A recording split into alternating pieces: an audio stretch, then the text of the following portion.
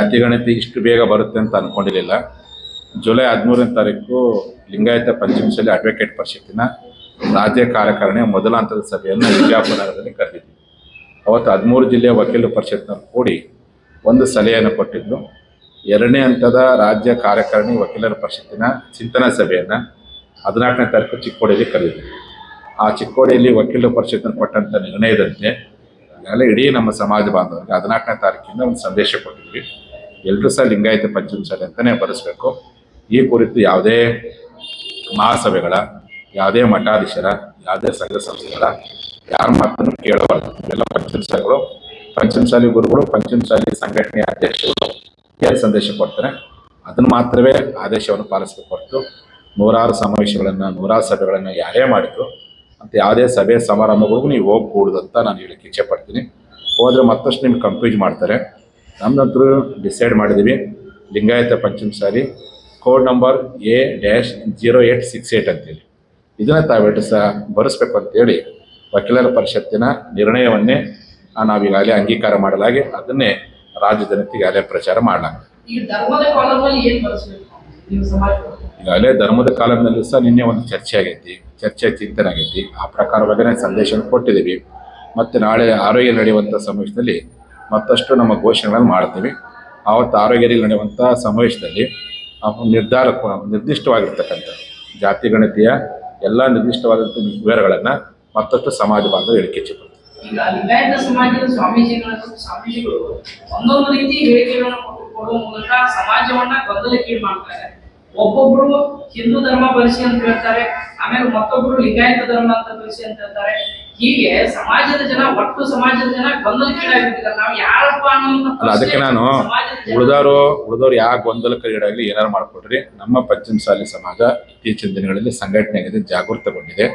ನಮ್ಮದೇ ಇರೋದು ವಕೀಲರ ಪರಿಷತ್ತನ್ನು ಸಂಘಟನೆ ಮಾಡ್ಕೊಂಡಿವಿ, ಕಾನೂನು ತಜ್ಞರ ಸಂಘಟನೆ ಮಾಡ್ಕೊಂಡಿವಿ, ಶಿಕ್ಷಣ ತಜ್ಞರ ಸಂಘಟನೆ ಮಾಡಿವಿ.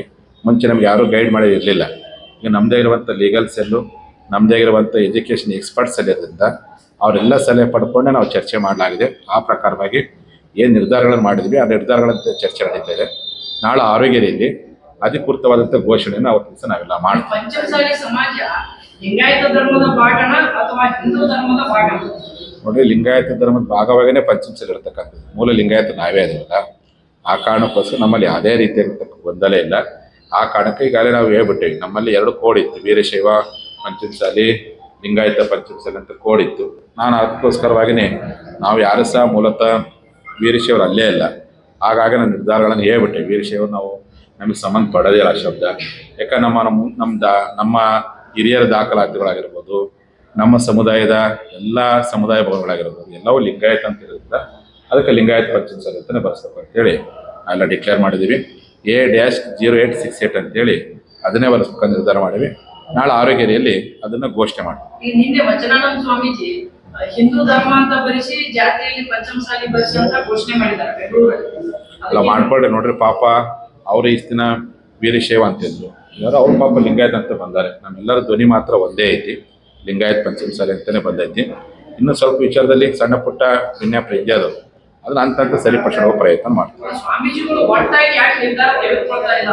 ಏನಾಗೈತಿ, ಸಮಯ ಸಂದರ್ಭ ಏನಾಗೈತಿ, ನಾನು ಹೆಚ್ಚು ಉತ್ತರ ಕನ್ನಡದಲ್ಲಿ ಮಾಡ್ತೀನಿ, ಅವ್ರು ಆ ಕಡೆ ಹಳೆ ಮೈಸೂರು ಭಾಗದಲ್ಲಿ ಹೋಗ್ತಾರೆ. ಹಾಗಾಗಿ ಎಲ್ಲರೂ ಒಂದೇ ಕಡೆ ಕೂತ್ಕೋಬೇಕು ಅಂತ ಏನಿಲ್ಲ. ಬಟ್ ಜನರಿಗೆ ಸಂದೇಶ ಕೊಟ್ಟು ಸಾಕು. ಇಲ್ಲ, ಒಂದೇ ಸಂದೇಶ ಅಂತೂ ಆಗುತ್ತೆ. ಈಗ ಎಷ್ಟೋ ಎಲ್ಲರೂ ಲಿಂಗಾಯತನ ಕತ್ತಾರೆ, ಇನ್ನೂ ಸಿದ್ದನದಾದ್ರೆ ಎಲ್ಲರೂ ನಮ್ಮ ಜೊತೆ ಬರ್ತಾರೆ ಅಂತ. ಮತ್ತೆ ಹೇಳ್ತೀನಿ, ನಾಳೆ ಏನು ಹುಬ್ಬಳ್ಳಿಯಲ್ಲಿ ನಡೆಯುವಂತಹ ಅಖಿಲ ಭಾರತ ವೀರಶೈವ ಮಹಾಸಭೆಯ ಆ ಒಂದು ಸಮಾವೇಶ ನಡೀತಾ ಇದೆ.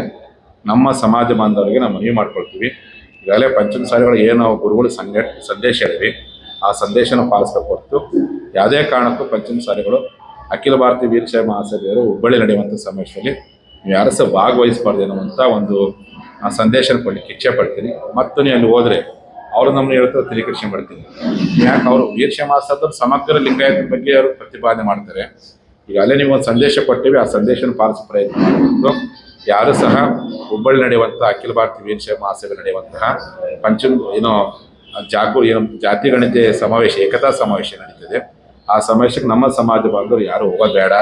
ಈಗಾಗಲೇ ಒಂದು ತೀರ್ಮಾನಕ್ಕೆ ನೀವೆಲ್ಲ ಬಂದಿರೋದ್ರಿಂದ ನೀವು ಯಾರಲ್ಲಿ ಹೋಗಿ ಮತ್ತಷ್ಟು ಗೊಂದಲಕ್ಕೆ ಒಳಪಡಬಾರ್ದು ಅನ್ನುವಂಥ ಮಾತನಾಡಕ್ಕೆ ಇಚ್ಛೆ ಪಡ್ತೀನಿ.